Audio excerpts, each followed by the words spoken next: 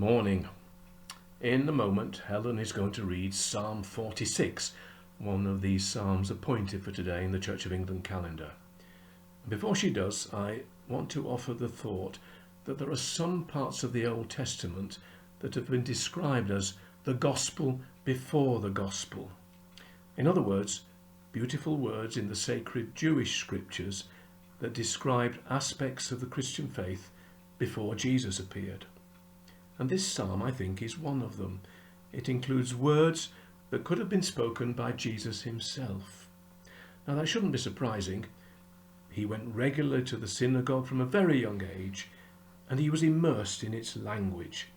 So, inevitably, some of this was carried over into his own words when he taught. So let's hear Psalm 46.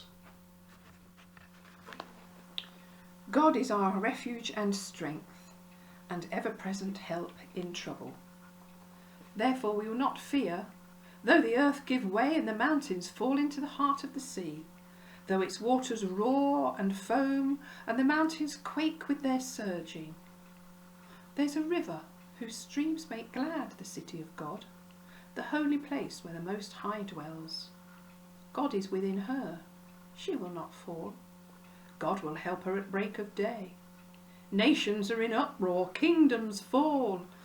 He lifts his voice, the earth melts. The Lord Almighty is with us, the God of Jacob is our fortress. Come and see the works of the Lord, the desolations he's brought on the earth. He makes wars cease to the ends of the earth. He breaks the bow and shatters the spear. He burns the shields with fire. Be still and know that I am God. I will be exalted among the nations, I will be exalted in the earth. The Lord Almighty is with us, the God of Jacob is our fortress. And I select some of the words that, to me, go to the heart of what we as Christians believe. God is our refuge and strength. Jesus frequently reminded his followers that God's love surrounded and protected them. Therefore we will not fear. Jesus taught his disciples not to be afraid, especially when the elements raged and things were against them. The Lord Almighty is with us. God with us, a key theme in the Gospels. God is not remote, but in our hearts. And then, be still and know that I am God. Jesus not only taught the importance of being close to God, he practiced it, often withdrawing to find solitude and calmness before he faced the world again. Psalm 46 is an Old Testament reading that has nourished Jewish people through testing times, and I believe it can now do the same for us in these lockdown days. I commend reading it quietly at any time of the day. And I add another thought.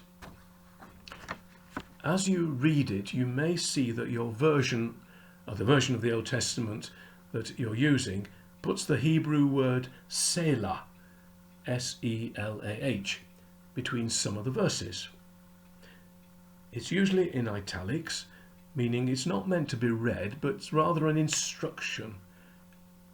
Its real meaning is a bit of a mystery, but most scholars think it is the word pause, or as one American writer puts it, just hold it there.